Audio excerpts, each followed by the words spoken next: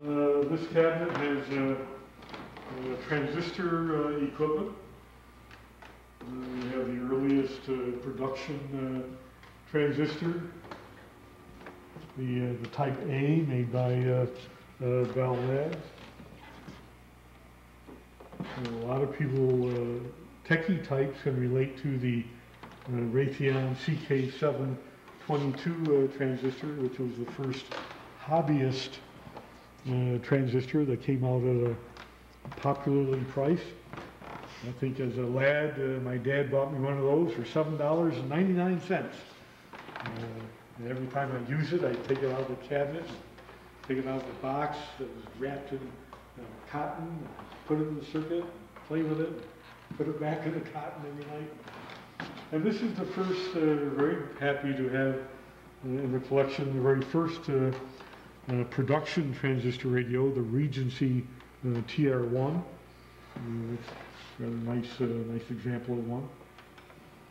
This is the first transistorized transmitter, well documented in QST and ham tips by RCA. This is built by an RCA engineer. This gentleman here, Mr. Rose, K2AH. So he was a development engineer with RCA, and he came up with the very first transmitter. You can turn this around and look at the bottom of it.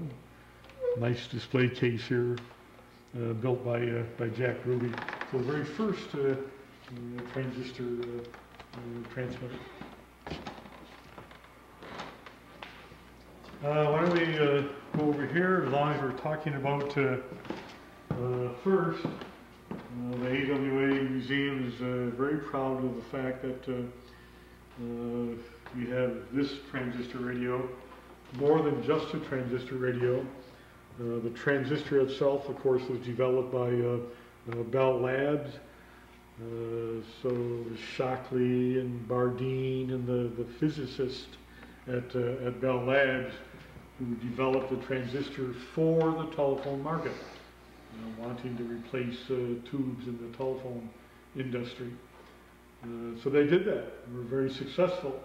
But then they said, what are we going to do with it? We have this transistor. We would like to market it to other users, sell the transistor to other users. What can we do with it? So they came up with several things. The first was an audio amplifier that eventually turned into the hearing aid. So other than the telephone use, the hearing aid was the first use of the transistor. And we have one right in the cabinet here. And then they went on to think, could we build a radio, do you think? So here are the inventors of the transistor: Shockley, Bardeen, the physicists that invented the transistor, started playing around with a radio circuit. And sure enough, they found a radio circuit that they could make work. The hardest thing was to get a transistor that would work all the way up to 1 megacycle, but they did that. So they built this radio. And here's, you can see they didn't make any attempt to miniaturize it. They just used parts that they could. And this radio then went on the lecture circuit.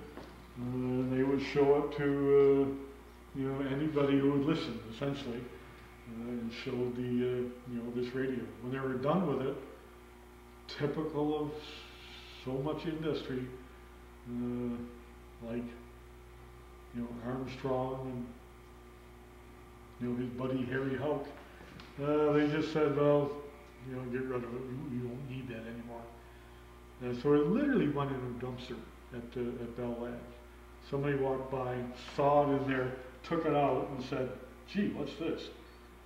Took it home and stored it for 30 years. At the end of 30 years, he was retiring. He was cleaning out his barn. And I said, I wonder what this really was. So he took it back into Bell Labs and started asking around and said, anybody know what this is? And they said, yeah, that's the world's first transistor radio. So it was saved for all these years. The manager who realized what it was, he took it back.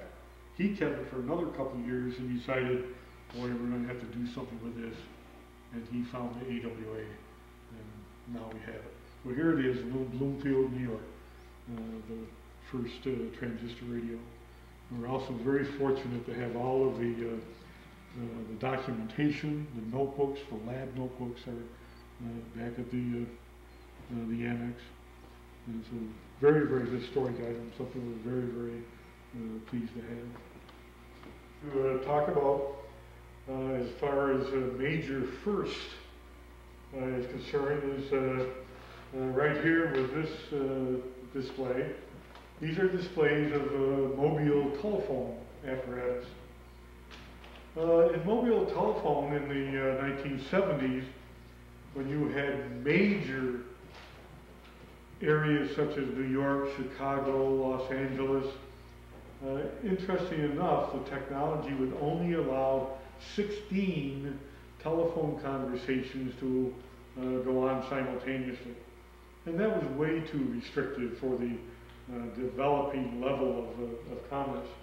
So Bell Labs, again, a telephone company, wanted to work on a solution to the problem. And they came up with a system that they would eventually call cellular telephone. The cell phone would allow you to reuse your facilities over and over again. Small, low-power transmitter receiver sites, so that as you were driving down the highway, you would use one site, get out of range, pick up another site, get out of range, and the person behind you would start using that site over again. So they keep on reusing these sites over and over again in these small cells. So Bell had the idea to go into the cellular radio business, but they were a telephone company. They needed a radio company to go in business with them on this trial. So they went to Motorola, General Electric, Harris Corporation here in Rochester, and everybody said, gee, that's the silliest idea I've ever heard of.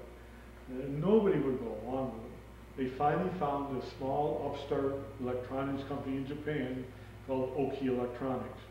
Oki Electronics said, sure, we'll try it.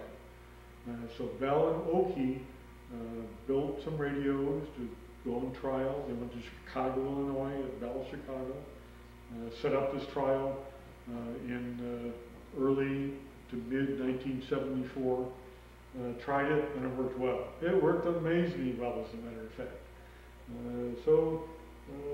Kind of you know, the story of cellular telephone, you know, what we know it is today. It's hugely successful. Back in 1974, the trial is over with. The radios will never have any use, can't be used. So the manager said, take those radios out of the cars, throw them away, we'll never use them again. And the story goes, he got about 3 feet away and turned around and said to his techs, but save me serial number 1. So they did that. They put serial number 1 on his desk, and he saved it for, what's the magic number? He saved it for 30 years. At the end of 30 years, he again realized that this is a pretty significant item. He was looking around for some place to put it, and they found the AWA. So here it is. This is the world's first cellular telephone, serial number 0001, right here in beautiful Bloomfield, New York. So you look here, there's Oki Electronics. They made the radio part, serial number 0001. Here's the telephone part, made by Bell Labs. Here's the cell phone, part that would be in the front of the car. These were in the trunk, the typical radio telephone equipment of the day. Standard looking touch-tone dial, and something called HF. Even the very first cell phone realized the need for hands-free operation. So you had a hands-free operation where you could hang up the handset and just talk over the phone.